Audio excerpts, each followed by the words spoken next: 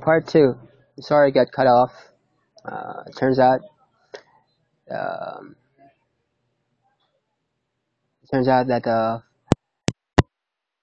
is getting low on battery, so I'm charging it now.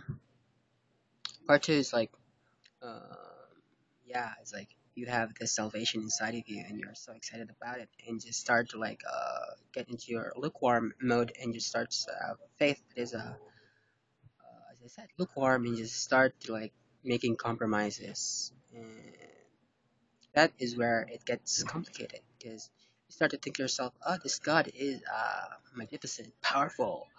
Greater is He that is living in me than He that is in the world. You start to like dwell on things that is deviant from what God intends you to do. You should do things that is good. You should do things that is worthwhile, and you should do things that is of good repute. Uh, Although you've been accustomed to like thinking like the world's definition of things that are good, which is in the eyes of God is not good. It's actually evil and is like a rag on his throne. And what I'm trying to say is that what we think is good for us is not actually good for us. Because based on my experience, um, I've been subjected to a whole lot of pain, a whole lot of mental torture. You know, my upbringing was really, really tough.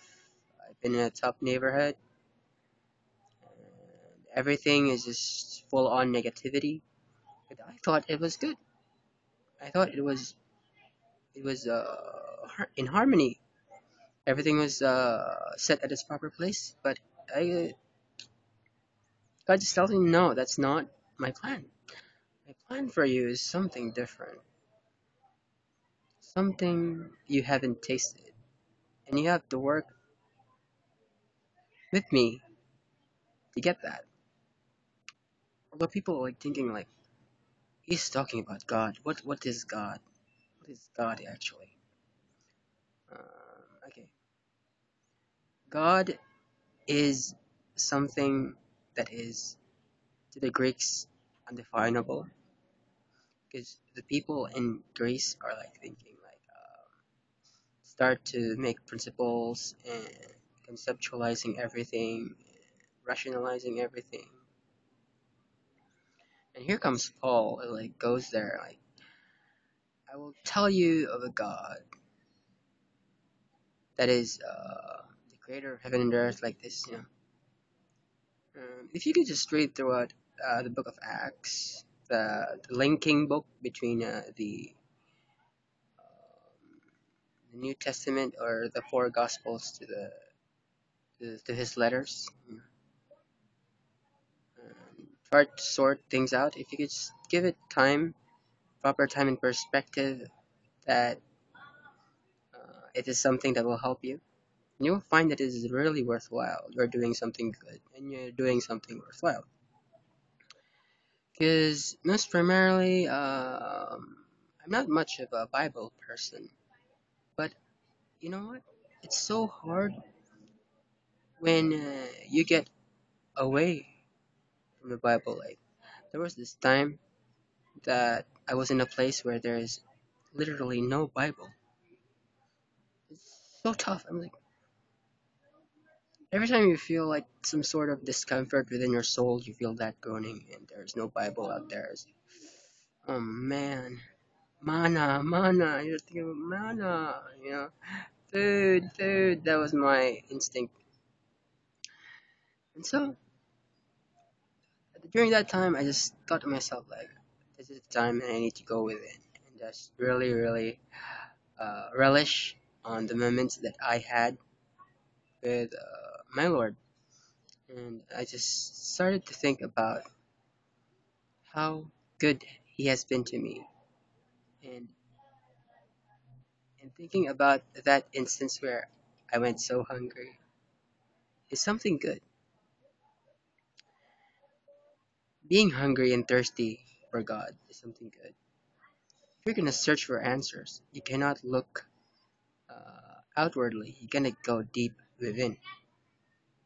And if you read throughout all the scriptures and text, I mean, man, it's full. You start to think like, oh, the Bible is full of this, like, you know, Ronald McDonald stuff. You know, everything is chimchimery, everything is giggly. No, if you look at the Bible, it's so hardcore, and on and on and on. Human triumph, on and on and on. You get to see perseverance, well defined within each passage. And you start to read between the lines, and you start to think that there is more than this characters out there in the Bible, which is indecipherable. I mean, if you think like the Word of God's like can be closed down to just mere letters, no. You have to start to think like, I have to initiate this with myself, you know. I have to initialize this. I have to download this because my soul needs this. Because the world that we live in right now is full of lies, man. The last thing that you'll ever need is just another lie being shoved right through your grill, you know? And every bit of truth can be found in the Bible just by merely having the right perspective for it, not closing your doors like I've seen others carrying their Bible, you know, they're like so uptight and they're like tucked in really, really straight out. Uh, what?